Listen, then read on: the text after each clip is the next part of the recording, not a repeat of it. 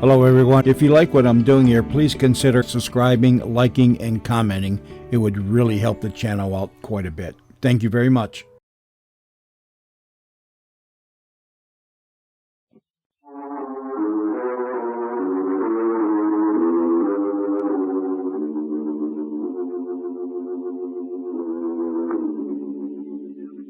Folks, makers of Post Raisin Bran, welcome you to the House of Mystery.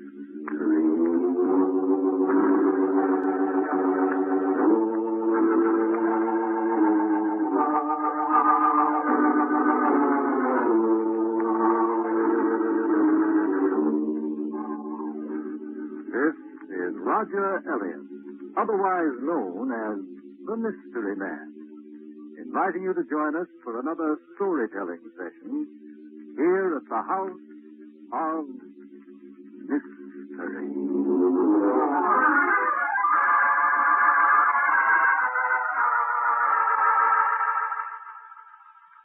And here's our favorite breakfast team for Post Raisin Bran. My name is Maisie the Raisin. And my name is Jake the Flake. We make a sweet combination with grand. Known to the whole world as Post Raisin Bran. We'll do our act for your breakfast. Try us and you'll be a fan of Maisie the Raisin. And Jake the Flake. Together we're Post Raisin Bran. Post Raisin Bran. That's the breakfast of breakfast that everyone loves. The perfect combination of two delightful breakfast flavors. Yes, you get both fruit and flakes when you eat Post Raisin Bran. And are they good? Ah, you bet. The flakes add flavor to the raisins add flavor to the flakes. No wonder the whole family, from Dad right down to Junior, calls for Post Raisin Bran again and again. It's the combination that tastes like more. So give yourself the breakfast treat of them all. Put Post Raisin Bran on your shopping list now. Maisie the Raisin. And Jake the Flake. Together we're Post Raisin Bran. That's right. Thank you. Now I see it's time for today's transcribed story. It's a strange tale of horror that I encountered in the backwoods of our own country. So if you're ready, we'll begin The Mystery of the Bat Boy.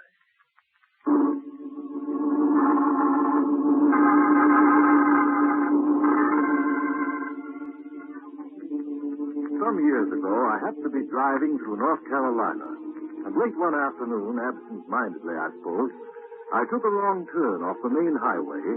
Before I knew it, I was on a narrow, bumpy country road, deep in the mountain forest. It was dusk when I saw a welcome sight, the first sign of human habitation in miles. A tiny, weather-beaten country store and post office. I pulled up in front of it. As I opened the door, a bell tinkled, and a thin, gray-haired man shuffled out from behind a counter. Can't tell you nothing now, mister. Fixing to close up. This early? Ain't early for these parts. Something special you wanted? Well, nothing special. I thought perhaps you could tell me the best way of getting back on the Dixie Highway. Heading south? Yes, to Savannah. Ain't no other way but the way you come. Back along the old logging road through the woods. I was afraid of that. Happy brother! Happy brother! Now, what in tarnation's he yelled in the barrel? Happy brother. It come. The Bat Boy done come. Hush up, Dick, Jeffrey. Seen you with my own eyes, same as I'm a-seeing you. Hush up, you fool. I ain't a-going to hush, Pappy, 'cause this time I seen him, and now I knows it's gospel. What did you see, Mr. Jeffrey? Seen the Bat Boy, that's what. Don't pay no mind, mister. Don't pay him no mind. He ain't a talking sense. I'm a talking sense, all right. Now, look here, Kid Jeffrey. Hold on now, Pappy. I ain't told you the whole of it. You put a curse on the cattle. A curse on your cattle. Yes, sir. Struck 6 of 'em dead. 5 cows and a yearling. Struck 'em stone dead. Well, who is this Bat Boy? Ain't nothing, mister. Ain't nothing, huh? Enough to put every living soul in these parts behind locked doors come dark. How come you ain't checked and bolted up, Pappy? Like you've been every night soon's the first shadow comes a-creeping out of them woods. The Bat Boy ain't nothing, is he? Ain't nothing to blabber about. I ain't doing no more blabbering. Soon as I can, I'm getting out of here. Better sleep on it, Gene. I've done enough sleeping on it.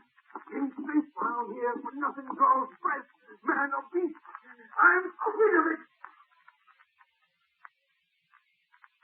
Well, it looks as though I walked right into the middle of something. Say nothing, mister.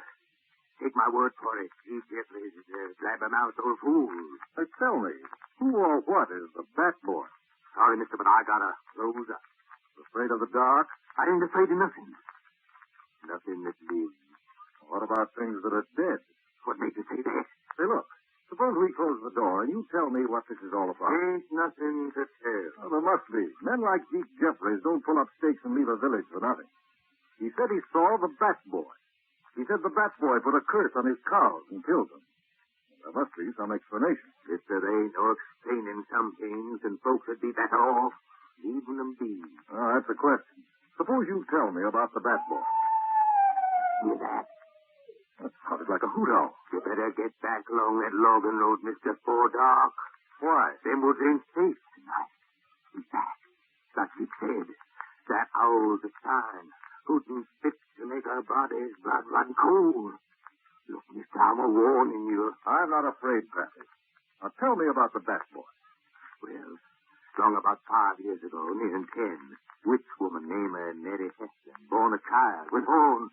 A child with horns? You mean his ears were a little larger than usual, don't you? I said horns, mister.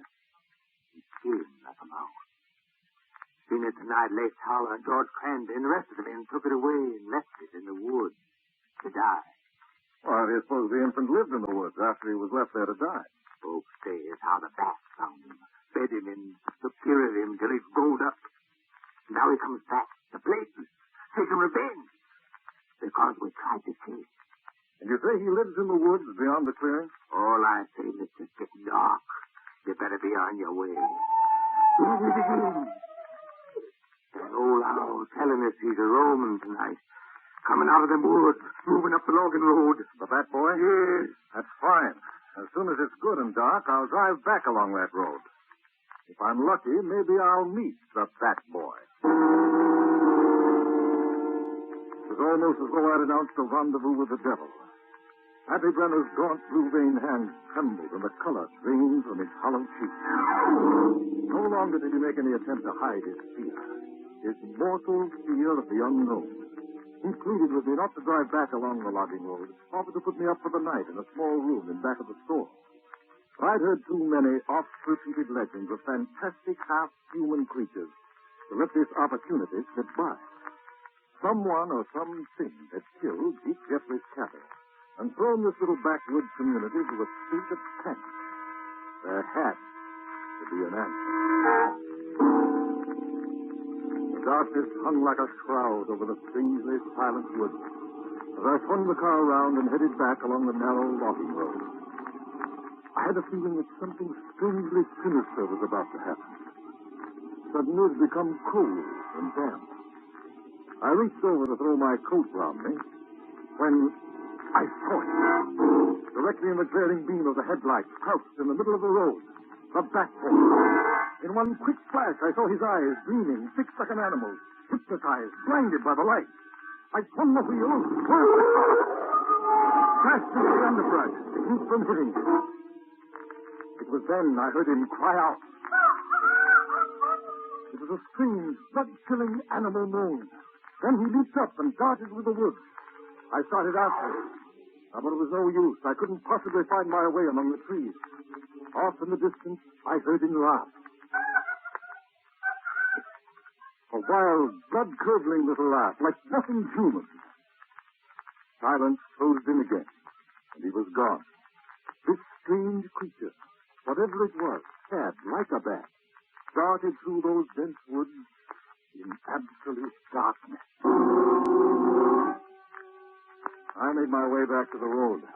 Now, both front tires of the car were flat. Nothing to do but walk a mile or so back to the general store and accept Pappy Brenner's invitation to spend the night. I'd scarcely covered a quarter of a mile when suddenly I stopped short. I could see a light flickering in the woods. The light of a cabin. I found a narrow path branching off the road and followed it. At the door of the cabin, I knocked. There was no response.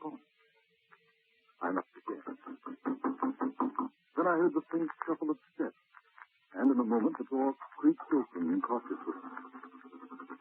A young woman stood outside of the flickering yellow light of an oil lamp, hostile and erect. What do you want? I'm sorry to bother you, but I had a little accident down the road in my car. I thought perhaps you might have a telephone I could use. We ain't got no telephone. This one's up to Papa Brenner's store. Well, that's quite a walk. There ain't none here. Well, just a minute, please. Get your foot out of the door. Get it out. Now, look, I don't mean any harm. I'm just trying...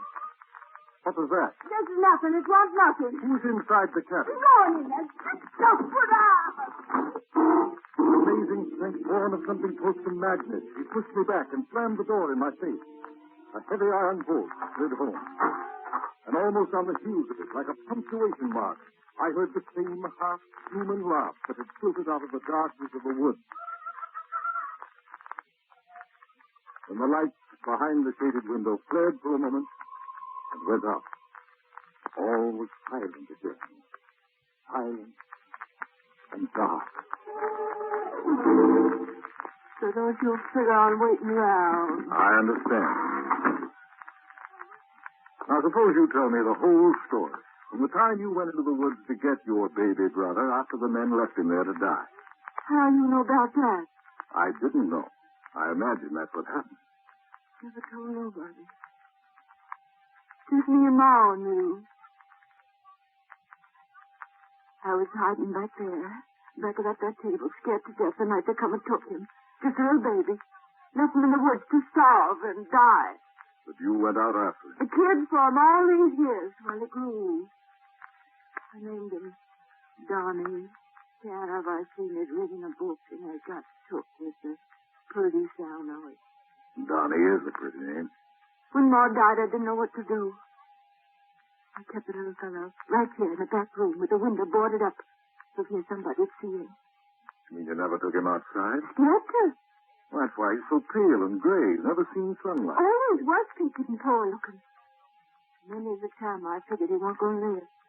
But he kept growing and getting older. Soon I found he was sneaking out nights. Staying in the woods till dawn. Didn't know why. Till it come to me sudden like.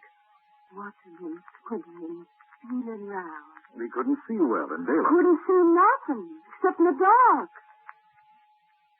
I ain't fooling myself, mister. I know he's got a curse on him. But I am to see he don't get harmed. He's mine. No one has a curse on him, Carrie. You must never believe things like Then that. how come he's different? How come he's got that size? I'll explain that in a moment. And what makes him kill off cattle and set fire to barns like they say? I don't think he does. They told you, didn't they? They told you about how Yes, they told me everything, but I don't believe it. As a matter of fact, I think I know who's been killing cattle and setting fire to barns, and it's not your brother. If I only know that for a fact. If I only know that. Wait. What's that sound? It's out of movie. Come the door. They're stopping out there. It's them. Mr. Brenner and Jake Jeffries and Jed Phillips and all of them. They got guns. They're going to kill poor Donnie. Over my dead body. I'm going out, Carrie. Sorry. Hold on, we found him here. Come on, let's get him. Him and the witch cow in the back hall. He's coming for us. Don't be afraid. We'll see to him and the gal. Just a minute, Mr. Brenner. This automatic in my hand has 8 bullets in it. I'll kill the first man who moves. Oh, no. Drop those shotguns. Drop them, I said. That's better. You got no right telling us what to do? I've got every right in the world. I borrowed your car, Mr. Brenner, to come down here and clear up what I knew to be a mystery based on ignorance and superstition. Carrie Heplin's little brother is as human as any of you are, maybe more so. How come he killed cattle and set fire to barns and lives in the woods like a bat? I'll answer all those questions before I'm through. First, I want you to see something. Carrie, call your brother out of the woods. No. We'll kill him. No, they won't. Are you gonna? It's the only way we can prove it to them. No. Talking won't help. We've got to show them. No. Trust me, Carrie. I won't let you down. All right. I'll call them. turned toward the dark growth of pine, and her frightened, wavering call rang out, echoing through the towering treetops. It scarcely died when we heard a rustling in the brush, and a moment later the boy, Johnny, groping blindly, moving almost as though by instinct, came out of the woods. Carrie rushed to him and held him close against her, shielding him from the astonished mob in front of the shack. His thin body trembled, and his eyes, unused to the light of day, became narrow slits. He spoke to him softly. What's happening now, Mr. Reed? There's a man here trying to help us, trying to fix it, so that we can live decent. You hear that, Mr. Brenner? You, Jeffries, the rest of you? All they ask is to be allowed to live decently, like human beings. He don't look human. That's your fault. You made him look that way. You forced him to live like an animal in a dark room. That made him sick. A real sickness which was born out of fear. A doctor from Savannah is on his way to help cure his eyes. Only you can help cure his fear. Look at him, Mr. Brenner. Does he have horns going out of his head like I said he did? Does he have fur like a bat? True, his skin is gray and unhealthy, but that's because you, all of you, who tried to murder him as an infant, kept him from ever seeing the sun.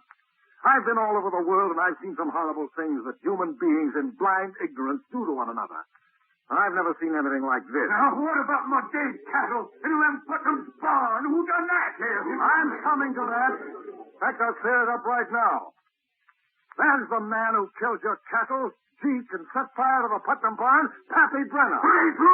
He's lying. Jake seen the bad boy run down to his yard when the cows was killed. Yeah, I seen him. I don't doubt that you did. The boy wandered around at night. He could have been anywhere. But Pappy Brenner killed your cows, probably with poison seed that he sold you. You fellas believe them kind of lies. Fortunately, I can prove it. Pappy Brenner runs the only general store in this locality. He sells feed and grain, also acts as a sales representative for dairy and poultry breeders. You buy your cows and your chickens and your feed and your grain through him. He took advantage of the Bat Boy legend to kill off Zeke Jeffrey's cattle and destroy 5 tons of feed in Lem Putnam's barn in order to sell you more cattle and more feed. It's a lie. It's a lie. You can't prove it. Just a moment. I have here in my hand a scrap of paper I found in the wastebasket in Pappy Brenner's store early this morning. It's the beginning of a letter to the North Carolina Dairy Supply Association, and it's dated June 9th, the day before yesterday. It reads, "Gentlemen, we'll be needing 4 to 6 good Guernsey cows and 5 tons of prime feed shortly." And there's an ink blot where the pen Pappy Brenner was using evidently leaked, and he discarded the letter to write another. You can scream that I'm lying until you're blue in the face, Brenner. All I can say is this. Zeke's cattle in the Putnam barn were destroyed yesterday, June 10th. But you knew the day before, on the 9th, that you were going to have customers for some cows and the 5 tons of feed lost in a fire that hadn't happened yet. This child here can see in the dark. You evidently can see into the future, which is a greater mystery to me than the mystery of the Bat Boy.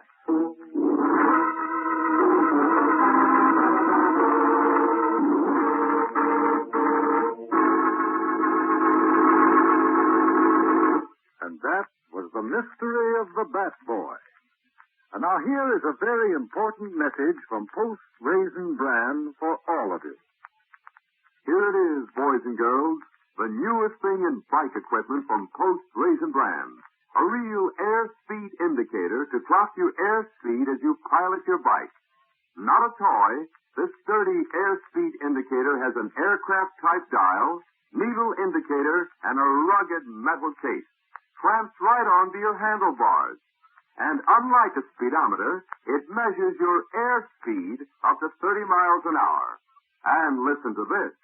It's yours for just 25 cents, plus the name Post Raisin Brand from the top of the package. Simply mail with your name and address to Post Raisin Brand, Box 60, Battle Creek, Michigan. And say you'll love Post Raisin Brand, that wonderful fruit and flakes combination. So be sure Mom gets a package at the grocer's tomorrow. Just send the name Post Raisin Brand from the top with 25 cents to Post Raisin Bran, Box 60, Battle Creek, Michigan, for your airspeed indicator. Thank you. And I'd also like to thank Gilbert Mack, Hester Sondergaard, and Ted Osborne for helping me tell my transcribed story today. Next week I've prepared another thrilling mystery. I know you won't want to miss it, so be sure to be with us at this same time and this same station. And by the way, here's a tip you'll all like to hear about. You know, most folks buy more than one breakfast cereal, and one of them is usually cornflakes. Well, I guess most everybody likes them for their downright good flavor. But you know, there's a world of difference in cornflakes, and Post Toasties tops them all. They're the better cornflakes. Post Toasting makes the difference. That special process that toasts the sweet golden corn right up to its absolute peak of goodness. So when you want cornflakes, say Post Toasties. Try 'em. You like 'em.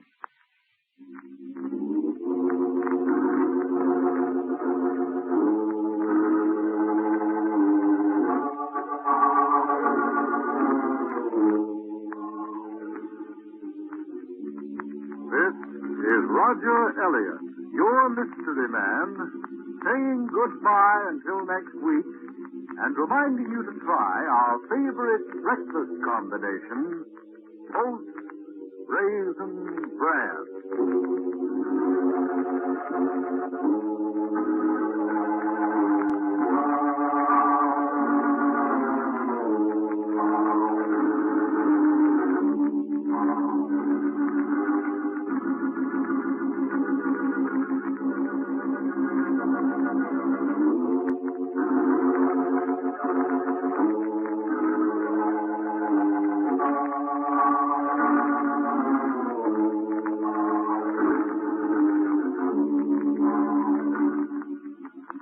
This is the Mutual Broadcasting System.